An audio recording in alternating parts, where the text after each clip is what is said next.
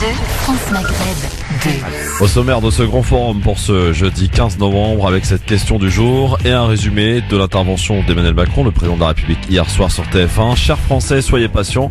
Ma politique va finir par donner des résultats. Le peuple français est-il impatient selon vous? Vous répondez oui ou non sur Facebook ou sur Twitter, LGF officiel Facebook, France Maghreb 2 bien sûr. Le recteur de la grande mosquée de Paris, Talib Boubacar, a choisi Valeurs Actuelles et la web télé conservatrice La France Libre pour s'adresser à tous ceux qui s'alarment de la montée de l'islam radical, voilà qui pose bien des questions. Invité dès la paye tout à l'heure, militant afro-féministe, pour parler du décès de Sabine Morin et retour sur cette enquête menée par le CJL, Comité Justice et Liberté pour tous, avec notamment celui qui en est l'initiateur, Monsieur Yasser Loti, qui sera avec nous, ainsi que Mehdi Chebaïki jusqu'à 18h. Le grand forum, le coup de cœur. Sur France Maghreb 2. Coup de cœur de ce grand forum avec Asdine de l'association Passerelle Orly Sud, une nouvelle fois, qui est à l'honneur. Bonjour Asdine. Bonjour Christophe. Alors Je suis ravi de t'avoir au téléphone. Partagé, cher Asdine. On vous avait reçu il y a pas très longtemps pour une soirée avec Kerry James, avec Amal Bentounsi. Comment s'est passée cette soirée, cher Asdine? Écoute, d'abord beaucoup d'émotions. Parce que il y a eu une lecture de texte avec 7 ou 8 personnes qui lisaient, dont Kerry et Youssoufa. Et au milieu, bien entendu, tu viens d'évoquer Amal Bentounsi, qui a lu une partie du texte et qui a donné beaucoup d'émotion à la salle, puisqu'il s'agissait de son frère, en fait. Oui, Amin Bentounsi. Donc c'était une salle pleine, c'était une salle attentive, il y avait beaucoup d'émotions et de recueillement. Mais en même temps, bon, c'était une très belle soirée. Et puis le lendemain, il y avait une soirée musicale, cher Asdine. C'est ça. Il y avait l'ONB, idem. On avait peur, mais comme tu as bien passé l'info, Christophe, ça va, on a rempli la salle.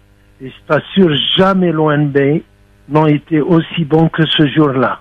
Superbe. Alors ils ont mis le feu, quoi. Oui, comme d'habitude. Asdine, on va rappeler peut-être les objectifs de l'association Passerelle Orly Sud.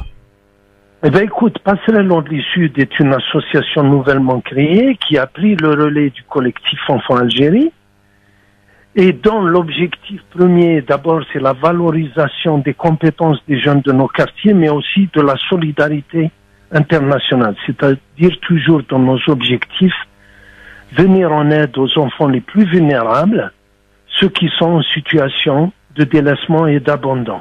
Ouais. Et en même temps, l'idée, c'est aussi de solliciter les artistes, comme tu le fais, comme tout le monde le fait, pour nous aider, parce que qui mieux que les artistes peut porter ce message le plus loin possible. Voilà, c'est pour ça qu'on essaye de combiner les deux. Alors, Asdine, on vous a une nouvelle fois invité parce que samedi 17 novembre, il y a une grosse soirée qui se prépare. Pour ceux qui ne connaissent pas le spectacle Barbès Café, l'occasion vous en est donnée de le découvrir, ou peut-être de le redécouvrir pour certains comme moi par exemple. C'est à chaque fois un plaisir avec une pléiade d'artistes en tout genre dans ce spectacle. Pourquoi avoir choisi Barbès Café, Asdine? Pourquoi? Parce que d'abord, il y a plein d'amis qui sont dedans, qui ont voulu, dont notamment Samira Brahmiya qui est toujours omniprésente. Il y a Nasserdine Dalil aussi, qui est quelqu'un que je connais, chef d'orchestre, un homme de cœur, le chef d'orchestre. Il y a Ammar Chaoui aussi, il y a plein d'artistes qui sont dedans. Et puis, c'est un projet qu'on attendait depuis longtemps. Et enfin, une fois qu'ils ont tout fini, ils reviennent exclusivement et presque pour cette soirée-là, c'est-à-dire pour les enfants. Et sincèrement, je ne sais pas s'il y aura d'autres représentations derrière. Donc c'est peut-être la dernière. Pardon? C'est peut-être la dernière du coup. Ah, c'est vraiment la dernière. Moi, en tout cas, c'est ce qu'ils demandaient. Ils ont reconstitué le groupe. Il y a notamment un comédien qui s'appelle Salah Gawa. Oui, absolument. Qui vient de très loin d'Afrique. Pour cette soirée-là, il tenait à assister, à être avec eux. Et donc, toute la troupe sera au grand complet. C'est super. En tout cas, franchement, ça vaut le coup. Venez nombreuses et nombreux samedi 17 novembre en espérant que les blocages sur les routes ne vous empêchent pas de venir. Eh oui, parce qu'il y a la grosse journée d'action. Asdine, ça vous inquiète? Ça m'inquiète, mais ce que je voudrais dire aux gens, s'ils anticipent un petit peu, ils partent un peu plus tôt. Et de toutes les façons, on attendra tout le monde. Et vu cette journée, on fera rentrer tout le monde. Je m'engage parce que c'est important pour nous. Sans le public, on peut pas faire de solidarité, tout simplement. Alors on va peut-être ce public-là, on peut pas le faire. On va rappeler à Asdine le lieu, hein, c'est très important, c'est à 20h30. Donc samedi 17 novembre, le spectacle Barbès Café pour probablement la dernière représentation avec toute l'équipe reformée pour l'occasion et pour une passerelle pour Orly, passerelle Orly Sud, pardon, c'est le nom d'association. Reconstitution donc de cette troupe de spectacle samedi 17 novembre à 20h30. Où ça, Asdine? Alors, ça se passe dans une magnifique salle qui s'appelle le Centre culturel d'Orly. Un place Gaston Viens, 94 310 Orly. Numéro de résa, c'est le 06 33 60 84 34. Ou moi, ce que je conseille aux gens, Christophe, même si c'est un peu compliqué, ils vont sur le site de Passerelle, www.passerelleorlysud.org, et là, ils peuvent prendre leur place directement sur le site. Très bien. Le prix de l'entrée, c'est combien, Asdine? 15 €, tarif unique. Bon, c'est pas, nous, c'est pas pour s'enrichir, c'est vraiment, si on dégage quand même une marge bénéficiaire assez intéressante, ça sera pour les enfants. D'ores et déjà, sur ce quoi tu ne m'as pas interrogé, c'est sur les 2 soirées, est-ce qu'elles ont été rentables pour qu'on puisse mener des actions pour les enfants? Je te dis oui. J'imagine que oui, puisque tu m'as dit que c'était plein. C'était plein, oui, c'était plein. On a dégagé une marge. D'ores et déjà, il y a plein de choses qui sont prévues pour les vacances de Noël, sorties patinoires, goûter, Tour Eiffel, activités, art plastique, etc. pour les enfants. Et là, location de car, on va aller à la... enfin, voilà, il y a des tas de choses qui sont prévues, et puis achat aussi de jouets pour les enfants en vue de Noël et du Nouvel An, voilà. Merci Asdine, et rendez-vous à toutes et tous samedi 17 novembre pour une superbe soirée Barbès Café reconstituée pour l'occasion, et pour la dernière à Orly, au Centre culturel d'Orly. C'est à 20h30, donc c'est organisé par l'association Passerelle Orly Sud. Soyez là au rendez-vous. Le site internet pour réserver, www.passerelleorlysud.org, et le téléphone, Asdine, peut-être une dernière fois? Oui, 06 33 60 84 34. Merci Asdine, et bonne soirée par avance. Christophe, je voulais te remercier pour ton engagement à nos côtés. Franchement, c'est sincère et ça vient du cœur. Tu t'es jamais fait prier pour nous aider et pour être là quand on avait besoin de toi. France Maghreb 2, France Maghreb 2. Sur 94 FM. À Clermont-Ferrand. Et on est là évidemment ce jeudi 15 novembre. Soyez les bienvenus avec jusque 18h. Un programme, ma foi, très alléchant comme d'habitude, avec vos appels au 01 40 33 9000 pour nous appeler, pour prendre part, parce que vous avez plus que jamais la parole dans cette émission. 01 40 33 9000. Notez-le bien, ça peut servir. Pour nous accompagner, il y aura Yasser Louati qui sera un petit peu en retard et qui sera là tout à l'heure, et pour l'heure il est là parce que les Lyonnais sont toujours à l'heure. Mehdi Chebaiki, salut Mehdi. Et voilà, salut Christophe, salut les auditeurs. Notre cheminot de l'équipe est avec nous donc sur France Maghreb 2, mais aussi un militant aguerri. On essaye, on fait ce qu'on peut en tout cas. Oui. Alors, bon, mon cher ami Mehdi, est-ce que tu as été comme quelques 5, voire un peu plus de 5 millions de Français hier soir à regarder le président de la République, Emmanuel Macron, sur TF1? Alors j'étais un œil sur TF1 et un œil sur mon ordinateur. D'accord. On voit le mec assidu quoi. Bon. Alors pourquoi Emmanuel Macron? Bah parce qu'il a parlé hier. Évidemment, ça a été la journée pour le gouvernement à essayer de montrer les crocs, parce que il y a danger, parce qu'il y a inquiétude au sein de l'exécutif pour la journée d'action de samedi 17 novembre, vous le savez, à l'appel des Gilets jaunes, donc pour bloquer, en tout cas manifester, sortir dans les rues. On voit d'ailleurs apparaître une carte des différents blocages et ils sont très nombreux et quasi tout le monde est concerné. Donc Édouard Philippe le matin, Premier ministre, et donc le président de la République hier soir. Et si je devais faire un résumé de cette intervention, chers Français, soyez patients. Ma politique va finir par donner des résultats. Et la question que que l'on vous pose aujourd'hui, le peuple français est-il impatient selon vous? Vous répondez oui ou non sur Facebook France Maghreb 2 ainsi que sur Twitter LGF officiel. Et je dois dire, en vous donnant les résultats sans surprise, vous êtes 77% à penser que non, le peuple français n'est pas impatient. Mais est-ce qu'il est impatient, ce peuple français, à toujours gueuler, à toujours jamais être content, à toujours attendre la lune de la part du président de la République? Non, je pense que c'est plutôt le président de la République qui attend la lune de la part de son peuple. Bien clairement, je trouve que le peuple français est très patient. Ça fait environ 30 ans maintenant qu'il patiente. 30 ans que l'économie de ce pays va très mal. 30 ans que le peuple français est ponctionné d'année en année, toujours plus dans les caisses de l'État, toujours moins dans les poches des Français. Donc non, moi je trouve le peuple français au contraire très très patient. Alors en tout cas, vous nous dites, vous ce que vous en pensez. On va revenir quand même sur cette intervention, sur ce rendez-vous politique qui était donc le rendez-vous politique de la soirée, l'entretien de Emmanuel Macron qui a accordé une interview, je rappelle, à TF1 à bord du porte-avions Charles de Gaulle, rénové. Tous les sujets ont été abordés, l'image présidentielle, les affaires des dernières semaines, mais aussi et surtout la hausse du prix des carburants. Interrogé sur le sujet des gilets jaunes, le président de la République a reconnu à chacun le droit d'exprimer sa colère, mais a fait part de sa méfiance face aux tentatives de récupération politique. Je dis méfiance, parce qu'il y a beaucoup de gens qui veulent récupérer ce mouvement. Il y a beaucoup de partis politiques. J'entends la colère des gens qui disent vous respectez pas assez mon pouvoir d'achat et vous ne m'entendez pas. Mais j'ai du mal à comprendre que les blocages vont être faits d'un côté par des gens qui me disent chaque jour il faut augmenter le SMIC, il faut augmenter le nombre d'emplois publics, il faut augmenter les dotations aux collectivités locales, plutôt à gauche. Et qui vont aller manifester avec des gens qui, à droite, disent, ou tous ceux qui disent qu'il faut baisser les taxes. Et baisser les taxes, comment on le fait? En baissant les dépenses publiques.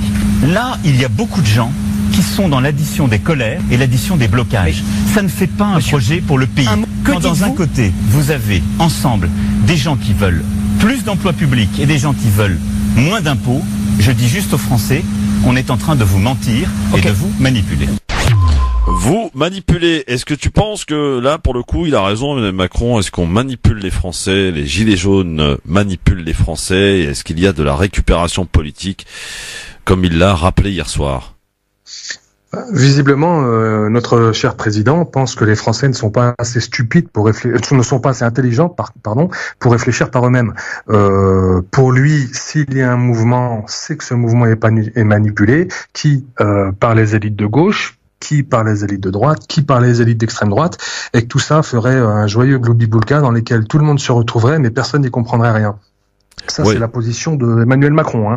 Le problème, c'est que qu'est-ce qu'on demande à Emmanuel Macron lorsqu'il nous dit ça on peut pas le faire et ça on peut pas le faire? Mais justement, nous on lui demande de faire les choses. Il a été élu sur cette base-là. Il a été élu pour faire en sorte que l'économie soit florissante, que le chômage baisse et qu'on ait un pouvoir d'achat plus important. On n'élit pas un président pour avoir plus d'impôts et moins de pouvoir d'achat. Ça, c'est on n'est pas maso à ce point quand même. On va faire juste faire à base de chiffres. C'est parmi les propositions avancées par Édouard Philippe hier, ça représente à peu près 500 millions d'euros. 15 milliards de taxes d'un côté, 500 millions de l'autre. Bon, voilà, vous avez vite fait le calcul, quoi. La balance n'est pas forcément très équilibrée, quoi. Non, la balance n'est pas équilibrée, le compte n'y est pas. Lorsqu'on essaye d'acheter à la dernière minute avec des formules à l'emporte-pièce, là, son bololo là qui nous a sorti dernièrement. On en reparlera tout à l'heure dans le zapping, oui. C'est un nouveau mot qui est apparu. Bon, voilà, super. Et surtout des mesures qui n'apporteront strictement rien. Moi, lorsque j'entends notre cher ministre nous dire qu'il va doubler la prime pour l'achat d'un véhicule dit plus propre, il me semble que ce sont les véhicules électriques qui sont concernés, en tout cas les véhicules dits propres.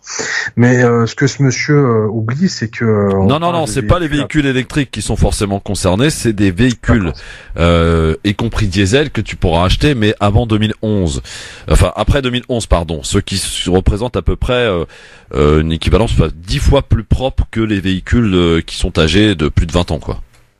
Voilà, mais alors pour la mesure, merci pour la précision Christophe, mais ce que je voulais dire dans le fond, c'est que là, avec une mesure one shot, il pense qu'il va pouvoir calmer la colère de la population. Ce qui a fait se cristalliser les positions de tout le monde sur cette question, c'est certes le prix de l'essence, mais le prix de l'essence n'est qu'une des problématiques de la question. Les Français, enfin je pense, c'est un sentiment personnel, mais qui est partagé par beaucoup de monde autour de moi, c'est l'addition de toutes ces ponctions, de toutes ces taxes, de tous ces phénomènes qui ont été mis en place par Bercy et puis sous couvert du pouvoir présidentiel, qui font que les gens en ont assez. Acheter une voiture, on l'achète tous les combien la voiture? Bah ça dépend, on est sur du 5 ans à peu près, gros, 4-5 ans grosso modo. Donc là on nous propose une mesure qui sera valable à peu près tous les 5 ans. Mais lorsque tu vas acheter ton pain, lorsque tu vas acheter tes petites courses de tous les jours, lorsque les prix montent tous les jours dans ta consommation quotidienne, c'est là qu'il y a un problème. J'ai entendu par exemple dernièrement que le gouvernement voulait fiscaliser les chèques vacances et les tickets resto. Et tout ce genre de petits avantages. Ouais. C'est ça qui dégoûte les Français de la politique. C'est pas le fait d'acheter une voiture tous les 4 ou 5 ans et d'avoir une aide. C'est de pouvoir ne pas être fiscalisé sur tous les moindres centimes que tu peux gagner. Ouais. Alors, effectivement, on en parle avec vous au 01 40 33 9000. Ceci étant, donc, pour le point de vue du président de la République au sujet de cette mobilisation, au cours de cette interview, donc hier, le président de la République a fait, comme qui dirait aussi, son mea culpa, Mehdi, en admettant ne pas avoir réussi à réconcilier la base et le sommet, autrement dit, le peuple et ses dirigeants. Je propose de l'écouter là-dessus. Ce que j'ai essayé pendant cette période, c'est de tenir le cap, et au fond, avec une obsession, c'est d'être aux côtés de nos concitoyens et de penser au destin de la nation, et ne pas penser à mon image, à mes sondages ou autres. Je ne vais pas vous dire que ça fait plaisir quand vos sondages sont moins bons. Mais si vous n'êtes obsédé que par cela, vous ne faites plus rien. Est-ce que vous pensez que je peux m'arrêter ou déplorer, en quelque sorte, que mon image serait moins bonne? Vous m'interrogez sur la manière dont je vis ce moment, après la semaine dernière que j'ai passée.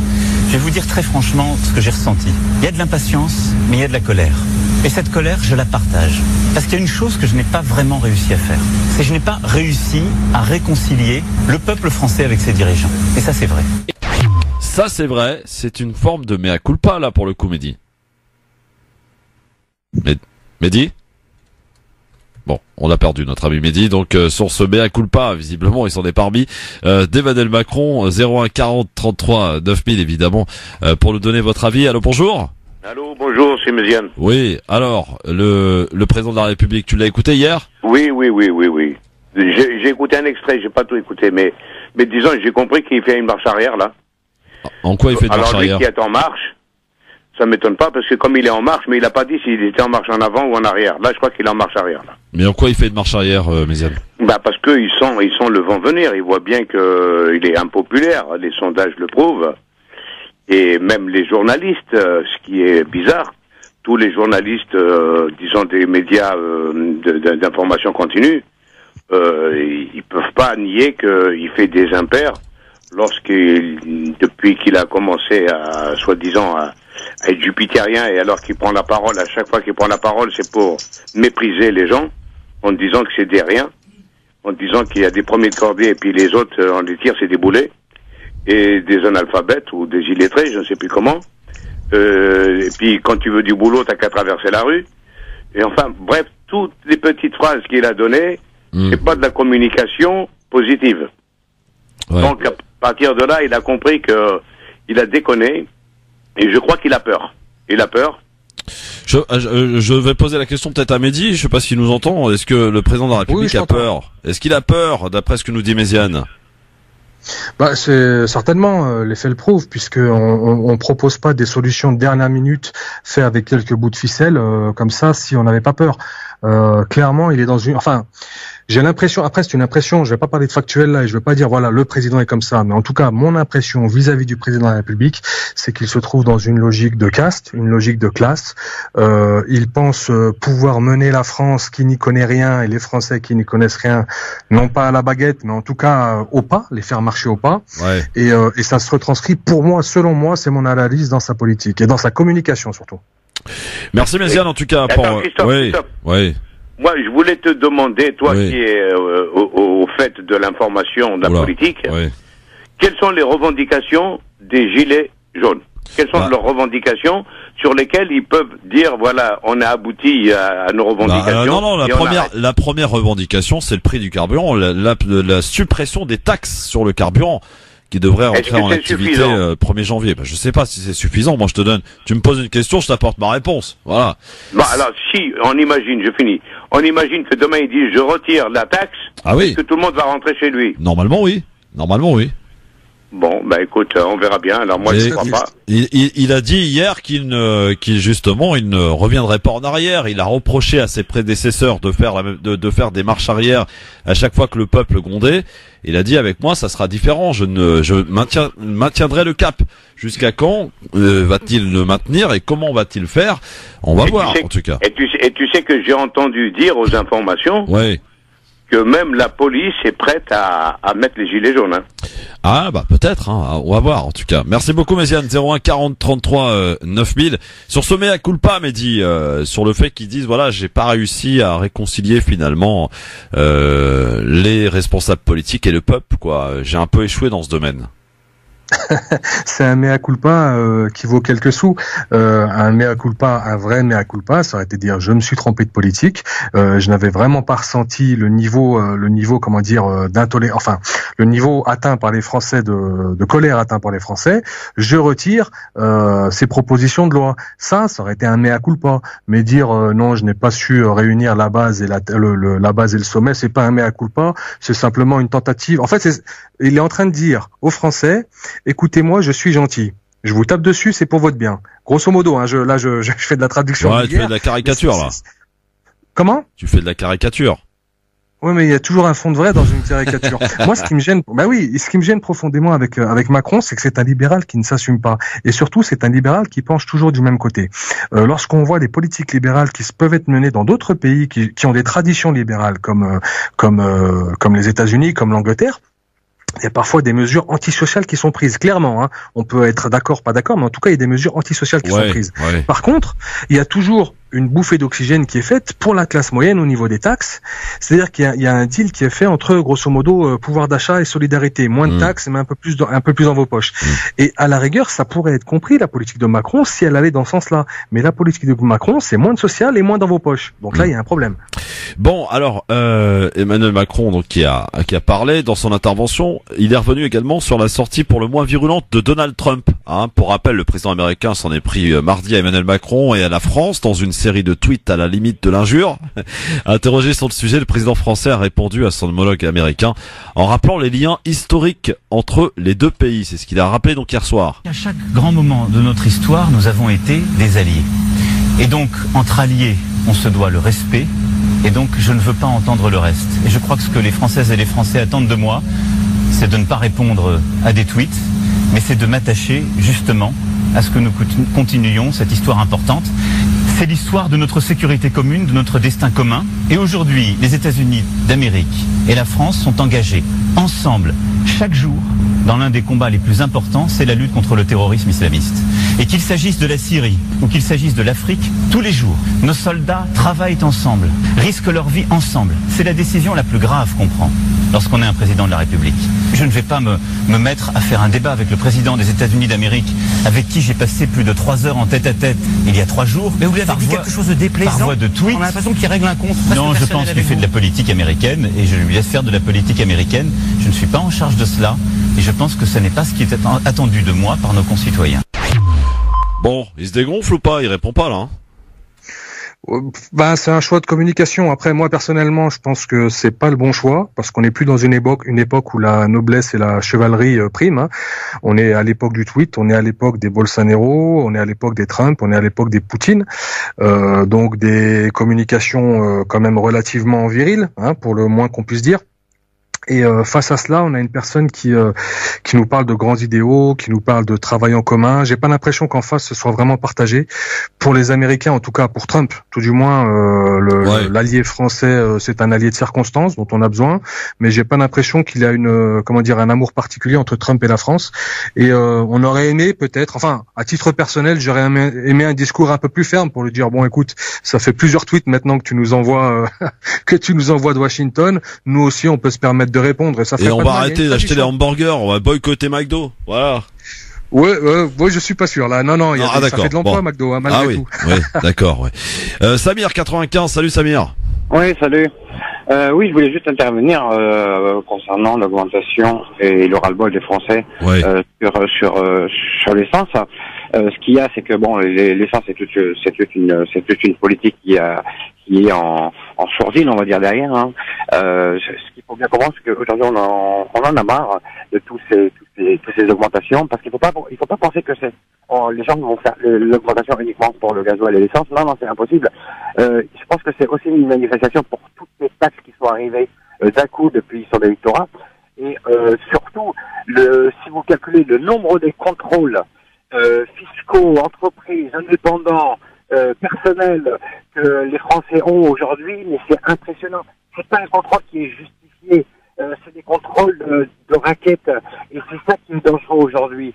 Si, comme on aurait fait comme les pays, on va dire, plus simple, hein, la Belgique pour donner un exemple, ils ont un cas de dépenses, tiens, et ben on a un projet, on doit remonter l'échelle avec tant de budget, et ben ils se donnent une certaine année, ils se fixent le remboursement, et puis après on passe au prix normal. Samir, on t'entend super mal. On a été imposé. Ouais. Là, le prix de l'essence a été imposé. Et on nous parle de sécurité à l'international avec les Américains. Mais non, il faut bien comprendre que le pétrole et les puissances, on va dire, qui gèrent toute cette économie, on le paye. Il faut bien aller le chercher, il faut bien le payer. Donc, si jamais le prix ne correspond pas, et ben c'est simple, on envoie des troupes soi-disant on combat le terrorisme. Merci Samir, on t'entendait super mal, mais en tout cas merci de ton intervention. 01 40 33 9000, on continue d'en parler et surtout vous continuez de répondre à la question du jour. Est-ce que le peuple français est-il impatient? Selon vous, vous répondez oui ou non sur Facebook France Maghreb 2, sur Twitter LGF officiel. Et pour l'heure, en majorité, vous êtes nombreux à penser, 77% pour être très exact sur Facebook, ça peut encore évoluer évidemment, à penser que non, le peuple n'est pas impatient, comme qui diraient les hommes et femmes politiques. Donc vous continuez de voter, bien entendu, et on en reparle avec vous, avec Yasser Louati qui va pas tarder d'arriver pour nous rejoindre. Le plus de l'info, mon cher Mehdi. On l'attendait, cette décision aujourd'hui. L'ex-ministre Georges Tron était accusé de viol. Et l'avocat général avait requis 6 ans de prison ferme hier. Eh bien, sachez, mesdames, messieurs, qu'il a été acquitté cet après-midi. La décision est tombée. Son avocat n'est ni plus ni moins que Éric Dupond-Moretti. Peut-être que ça s'explique, je ne sais pas. En tout cas, première réaction, Mehdi ? C'est toujours difficile de réagir. Une décision de justice, je sais. Ouais, décision de justice. Alors bon, des fois, c'est vrai qu'on a des éléments. Là, faudrait vraiment avoir les éléments concrets du dossier sur le viol pour avoir se faire une idée de la qualité de la justice rendue, de la décision. C'est lui qui faisait des massages plantaires. Ouais, voilà, les fameux massages plantaires. Après, moi, je remarque simplement une chose, c'est que ce procès a débuté. Tu peux me rappeler la date du début du procès, enfin de l'affaire? Non, c'était 2011, la date, j'ai pas exactement. Voilà, donc ça fait environ 7 ans, et il me semble que ce monsieur est... Si je dis pas de bêtises. Combien de temps il a fait de préventive? Bah 0, il a pas fait de préventive. Voilà, donc c'est surtout ça qui m'intéresse. Ouais. C'est que ce monsieur n'a jamais fait de préventive. S'il est innocent, tant mieux pour lui. Hein. Mais c'est simplement que je remarque que j'aimerais savoir pourquoi. Tu veux faire quoi, un parallèle avec d'autres affaires bien connues? Voilà, éventuellement, tout à fait. Il y a des gens qui passent le temps de l'affaire dehors, d'autres qui passent le temps de l'affaire dedans. Moi, je parle pas des fonds des affaires. Hein. Ça, c'est comme. C'est quoi? C'est une justice au service des plus puissants? Ça c'est déjà. Non mais je t'aide à dire à aller jusqu'au bout parce que on semble que tu peines à y aller là. Tu veux dire quoi? Non, c'est que je voudrais pas passer pour un défenseur ou un accusateur des uns et des autres. Comme je vais répéter sur le fond des affaires, je ne me prononcerai pas. Les juges sont plus qualifiés que moi. Moi, je n'ai strictement aucune compétence judiciaire ou juridique. Par contre, je remarque que selon que vous soyez puissant ou misérable, vous ne serez pas jugé de le traitement n'est pas de la même manière. D'accord, j'ai bien compris. Voilà. Eh bien, on en reparle avec vous, bien entendu, si vous le souhaitez. 01 40 33 9000. On va ouvrir aussi le cas d'Ali Boubacar dans quelques instants, puisqu'il a accordé une interview. Tu l'as lu, Mehdi, peut-être, à Valeurs Actuelles. Ce qui est un peu étonnant, un journal très connu pour être du côté de l'extrême droite, faut le dire. Et Dalil Boubacar a voulu parler montée de radicalisation de l'islam radical, donc dans Valeurs Actuelles également. Eh bien, on en reparle dans un instant et on continue de parler un petit peu de Macron, de cette réaction au lendemain de la défense de l'exécutif. Macron, Philippe qui sont sortis, l'un sur RTL le matin, première radio de France, le deuxième sur TF1, le journal le plus regardé d'Europe, voilà, faut le dire. Donc les poids lourds sur des grandes chaînes, c'était donc hier. Est-ce que l'opération séduction ou l'opération, j'allais dire, déminage pour le gouvernement va-t-elle marcher? On en reparle dans un instant avec vous. France Maghreb 2, France Maghreb 2. Merci d'être avec nous en direct sur votre radio France Maghreb 2, c'est le LGF aujourd'hui avec vous et avec ce duo mythique maintenant à la radio et dans cette émission. Mehdi Chebaïki, notre lyonnais cheminot préféré, et notre Yasser Louati qui est président du CJL, le comité Justice et Liberté pour tous. Salut Yasser. Salut Christophe. Ça va? Bien et toi? Ouais, Mehdi est là aussi. Salut Mehdi. Salut Yasser, juste un truc Christophe, mythique avec un Y, le duo mythique. Bah évidemment. Ok, très bien. Bon, je vois qu'il a de l'humour. On parlera tout à l'heure justement du CJL, Yasser, parce que le CJL là a fait beaucoup de bruit et est intervenu dans une affaire qui concerne la mairie du 20e. Exactement, oui. Et ça fait mal. Bah, le problème, c'est on a fait une investigation depuis maintenant le mois de juin, premier article publié début octobre. Et donc on se rend compte en fait qu'il y a une gestion par la terreur et le racisme qui s'est normalisée dans beaucoup de mairies. Et les gens sont littéralement terrorisés, elle va pas témoigner. Donc il y a une première affaire qui a éclaté, puis une deuxième. Et maintenant, on en parlera un peu tout à l'heure, effectivement, avec également une invitée qui sera avec nous tout à l'heure. Une afroféministe qui sera dans nos studios avec nous pour MD La Paille. MD La Paille, donc tout à l'heure avec nous. On parlera de la mort parce qu'il y a mort dans cette affaire. Oui, en fait, il y a harcèlement sexuel, il y a eu harcèlement raciste, et puis ensuite, malheureusement, il y a une personne qui est morte toute seule sur le travail, une mère de famille qui avait dans les 55 ans. Et en fait, elle a eu le droit seulement à une brève dans le Parisien, quoi, en septembre. Et on s'est rendu compte que sa mort, en fait, elle n'était pas si isolée que ça. Bon, on en reparlera tout à l'heure. Ne bougez pas, restez avec nous. Grosse affaire, grosse révélation. Si vous l'avez pas lu, d'abord il faut le faire. Allez-vous sur le CJL, voilà, sur le site. Il est en place, ça y est. Ça y est, justice liberté au pluriel.org. Voilà, justice liberté au pluriel.org. Et vous avez aussi les réseaux sociaux, Twitter, Facebook, etc. Donc allez prendre part de cette enquête, allez la lire et on en reparle évidemment tout à l'heure en détail avec vous, chers amis auditeurs. On va terminer de parler d'Emmanuel Macron puisqu'il est intervenu hier soir à la télé, sur TF1, avec une opération com ou déminage, je sais pas, parce qu'ils sont inquiets là, l'exécutif, l'image du Premier ministre hier matin sur RTL, hier soir le président. On tente de rassurer, on est inquiet, on ne sait pas ce qui va réellement se passer samedi 17 novembre avec l'appel des Gilets jaunes. D'abord, tiens, question les deux là. Est-ce que vous allez manifester samedi à votre manière ou pas? Non, moi non. Non. Moi non plus. Vous avez piscine tous les deux? Non, c'est pas ça. C'est que je pense que le combat politique, il doit être mené en amont. Alors, je respecte tout à fait moi les gens qui manifestent et qui, par un cri de colère, sortent dans la rue pour pouvoir l'exprimer. Mais un combat politique, ça se mène sur le long terme. Ça se structure très bien, c'est ça. Voilà. Oui, ça se structure. Voilà, c'est ça. Bon, Momo est avec nous. Il nous appelle de la région parisienne. Salut Momo. Ouais, bonsoir Christophe. Bonsoir à vos deux interlocuteurs. Bonsoir. Salut Mohamed. Ouais, en fait, je voudrais exposer parce que là, je suis vraiment outré par comment il s'appelle, Monsieur Cron, là, Macron, là, qui a pris 6 viols. Ah, Monsieur Tron, Georges Tron. Oui, Georges Tron qui a été acquitté, on le rappelle aujourd'hui. Ouais. Non, Georges Tron, pardon. Georges Tron a commis 6 viols sur une personne et n'a pas été même pas une fois en garde à vue, qui a rien eu. Donc, on est vraiment outré par ça parce que il y a une justice, comme vous avez expliqué tout à l'heure, qui a 2 vitesses, ça c'est sûr et certain. Mais c'est toujours les mêmes qui traînent, c'est nous, les Maghrébins ou les Blacks. Si c'était comme Monsieur Cron est français, donc il a du pouvoir, donc il va pas en prison, donc on est écœuré. Comment on peut acquitter une personne qui est accusée? Oui, alors après c'est assez délicat de parler ainsi. On peut se poser des questions, c'est vrai, mais pourquoi Tarek Ramadan, on l'a inculpé, mesquin, on l'a mis en prison pendant 15 ans. alors qu'il a rien fait. Non, il a pas 15 ans. Faut pas déconner non plus. Oui. Bon, il faut être juste. Moi, je suis un peu déboussolé par cette histoire parce que c'est Monsieur Tron. Parce que c'est Monsieur Tron qui connaît beaucoup de choses sur le gouvernement des Français, donc il va pas en prison. Voilà, mais c'est pas normal ça. En 2018, qu'on puisse être comme ça. Alors que si c'était un Maghrébin ou un Black, on serait en prison 20 ans là, 20 ans derrière les barreaux comme des chiens. Voilà, Merci Momo, mais c'est un peu difficile moi de réagir de la sorte parce que il y a eu procès, il y a eu voilà, donc à l'issue du procès, il a été acquitté. Rappelons que l'avocat général avait requis 6 ans de prison ferme hier. Acquitté aujourd'hui, je sais pas. Après, moi, ça m'est compliqué de commenter une décision de justice, mais bon. Si je peux me permettre, il me semble, alors à vérifier, mais que Balkany aussi avait été l'objet d'accusations très graves concernant du harcèlement sexuel, ou voire plus, il me semble, de mémoire. Oui, effectivement, oui, Balkany et plein d'autres personnalités politiques, c'est vrai.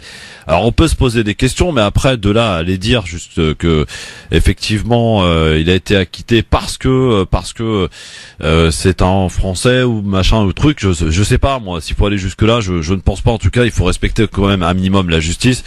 Et encore une fois, pour ce qui est de l'affaire Tarek Ramadan, s'il y a, et là ça m'a été indiqué par deux avocates qui sont dans l'équipe du LGF, les deux m'ont dit la même chose. S'il est en prison en ce moment, c'est qu'il y a peut-être des éléments que nous n'avons pas. Donc, essayons de nous abstenir de commenter des décisions de justice. On peut se poser des questions et c'est pas interdit, au contraire. Mais après, de là à aller commenter de la sorte, je sais pas s'il faut aller sur ce terrain-là. Voilà. Voilà, non, mais les décisions finales de justice, elles sont rendues au nom du peuple français en plus. Enfin, il me semble. Donc, non, c'est pas la décision de justice. C'est les procédures qui sont mises en place pour certains et pas pour d'autres dans le cadre des instructions. C'est ça qui est parfois problématique. Bon, je sais pas si Yasser veut commenter là-dessus, sur cette affaire. Donc Tron, on a connu donc l'aboutissement tout à l'heure, puisqu'il a été donc acquitté. Il était accusé effectivement de viol, d'agression sexuelle. À l'issue de ce procès, il a été acquitté, quoi. Ouais, bon, il y a quand même des décisions de justice qui ont été lourdement commentées par la sphère politique au point de faire reculer une cour de cassation. On l'a vu par exemple avec l'affaire Bébilou. Donc c'est vrai qu'en France, on peut pas se mentir, il y a une justice à deux vitesses et qu'il y a une justice pour les puissants, une justice pour les dominés. Ouais. Et en plus, faut pas oublier que en France, le procureur est nommé par l'exécutif. Et on n'oublie pas que combien de Français ont eu lieu et que des personnes reconnues coupables, en tout cas, les preuves étaient accablantes, on les a quand même relâchées. Bon, écoutez, moi l'affaire Tron, je suis pas si surpris que ça, malheureusement. Bon, alors, on va parler maintenant d'un autre personnage que vous connaissez fort bien, messieurs, dames, puisqu'il est recteur de la mosquée de Paris, de la grande mosquée de Paris. Il s'appelle Dalil Boubacar, qui a choisi Valeurs Actuelles et la web TV conservatrice La France Libre pour s'adresser à tous ceux qui s'alarment de la montée de l'islam radical. Est-ce que ça pose question, Mehdi ? Alors moi, c'est pas le fait qu'il aille sur la TV France Libre ou sur Valeurs Actuelles. Au contraire, j'aurais aimé qu'il y aille, mais qu'il leur donne un autre discours. Il a été les confirmer dans ce qu'il pensait.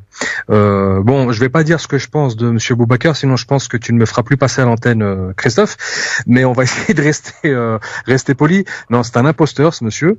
Et c'est ça qui est grave, c'est qu'il est prêt, je pense, à brûler avec lui, enfin à emmener avec lui au fond du gouffre l'ensemble de la communauté française, si tant est qu'il pourra continuer à venir quémander un peu de gratin républicain, à obtenir des places pour lui et pour ses proches dans certaines instances, à pouvoir goûter au faste de l'Élysée de temps à autre. On est vraiment là dans quelqu'un qui a été mis en place par le gouvernement. La France a une longue tradition de goumier et de bachaga. Dalil Boubacar en est un exemple post-indépendante le plus flagrant. Oui, alors est-ce que ça te choque, toi Yasser, que Boubacar choisisse ces deux médias un peu controversés pour s'adresser et pour s'alarmer de la montée de l'islam radical, avec des titres chocs quand même, hein? Absolument pas. Non? Absolument pas. Enfin, Dalil Boubacar, on connaît ses propos sur la Palestine et Israël, on connaît le mépris qu'il a vis-à-vis de ceux qu'on appelle les musulmans, on connaît les propos qui ont été rapportés sur lui. En fait, les gens s'offusquent, mais quelque part, est-ce qu'il a montré une once de respect vis-à-vis de ceux pour qui il parle? Jamais. Mais en même temps, ceux envers qui il manque du respect, est-ce qu'une fois se sont dressés contre lui pour qu'ils finissent par respecter leurs choix et leurs paroles? Non. Donc maintenant, cette personne-là, il fait ce que bon lui semble en fonction de ses intérêts. Bon, alors le titre de l'article, c'est « Si nous ne faisons rien, le cancer de l'islamisme nous tuera ». C'est ainsi donc dans cet article, le recteur de Paris a choisi. D'accord. Est-ce que Boubacar a défini ce que c'est l'islamisme?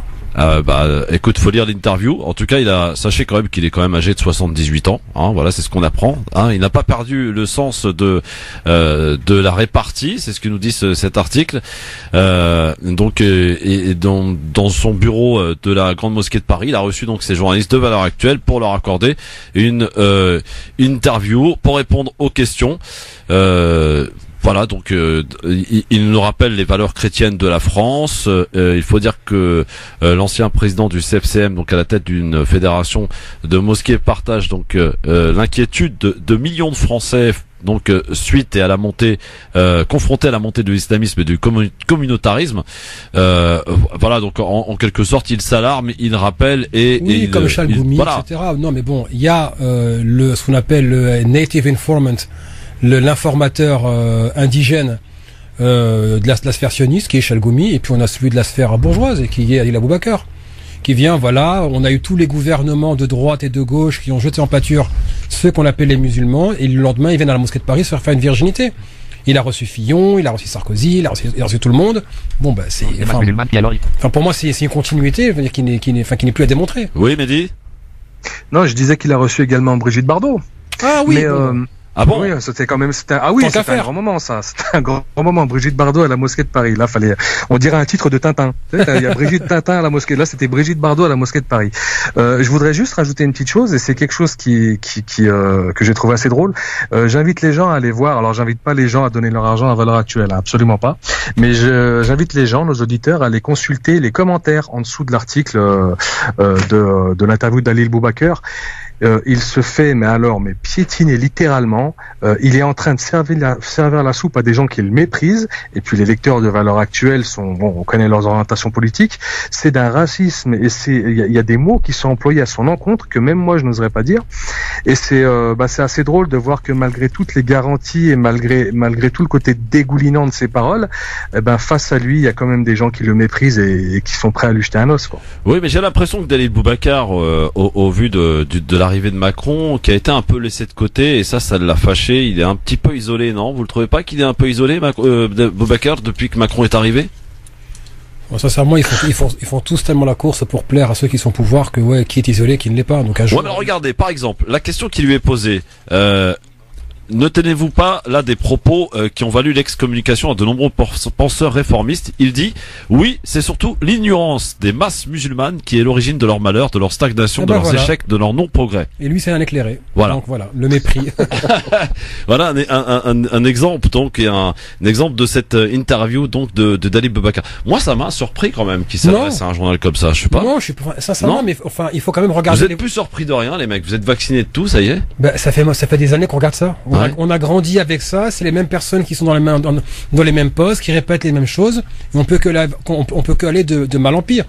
Donc maintenant, moi j'envoie une bouteille à l'eau, dire mais tous ceux qui sont autour de Boubacar, on vous entend pas parler pour au moins dire nous ne sommes pas d'accord, nous condamnons par notre nom, etc.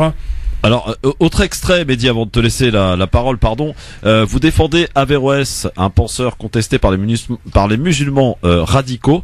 Comment lutter contre l'islamisme croissant au sein de la communauté musulmane? À 78 ans, répond Adil Boubacar, je n'ai plus rien à prouver. Il est temps pour moi de taper du poing sur la table. C'est ce qu'il nous dit. Je dois rappeler que tout cela doit cesser. Je souhaite organiser, dit-il, bientôt une rencontre avec toutes les autres organisations musulmanes de France pour dire ça suffit. Nous assistons à l'échec de politique générale menée depuis des années. Voilà, donc l'État vous dira la laïcité, dit-il, mais cette laïcité neutre, abandon, car on ne peut pas aussi intervenir comme on le souhaite. Bref, un extrait donc de cette interview d'Adil Boubacar. Christophe, oui. Bon, il faut quand même placer les choses dans leur contexte. On sait très bien que maintenant il y a une guerre en cours pour reprendre le flambeau de ce qu'on appelle l'Organisation de l'Islam de France.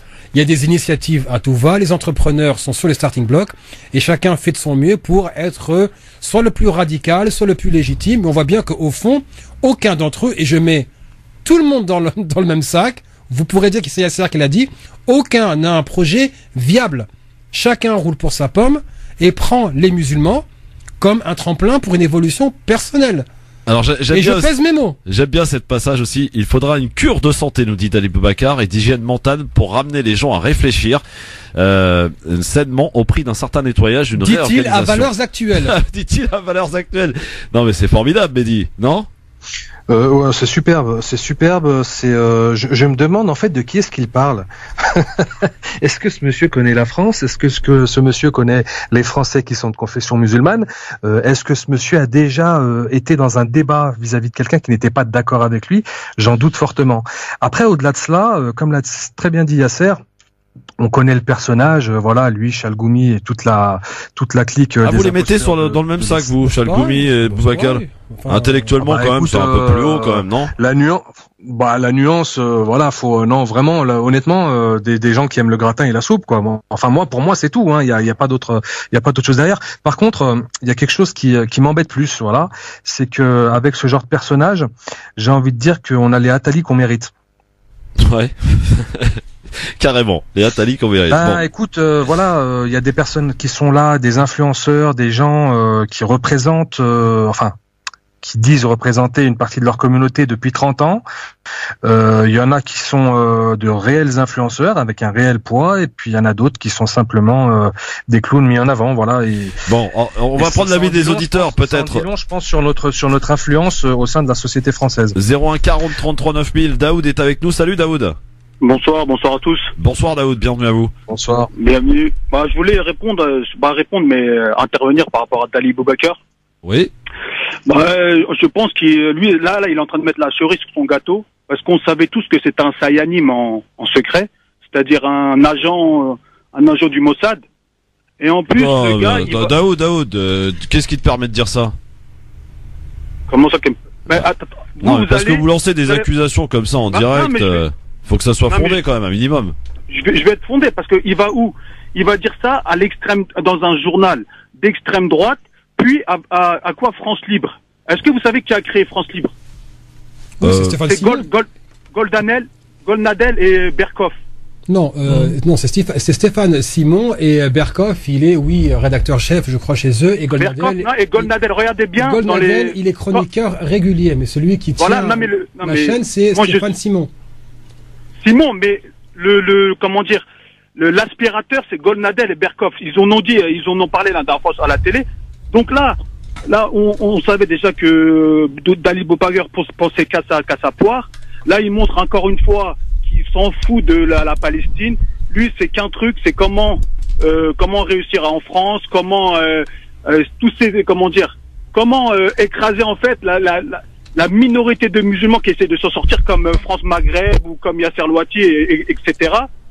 Et là, je trouve qu'il a mis exactement la cerise sur son gâteau. Là, il s'est vraiment démasqué. Par contre, moi, j'ai une question. Oui. J'ai une question. Bon, lui, il vient de la sphère religieuse, etc., etc. Combien, parmi les masses musulmanes qui ont été insultées, sont prêts à le confronter à la mosquée de Paris? C'est vrai. Combien de dirigeants de mosquées, à travers la France, sont prêts à se désolidariser d'une telle prise de position dans ce cas-là? Et si ces mosquées-là ne se désolidarisent pas, combien parmi les fidèles qui fréquentent ces mosquées sont prêts à mettre la pression sur ceux qui dirigent les mosquées pour qu'ils prennent une position ferme?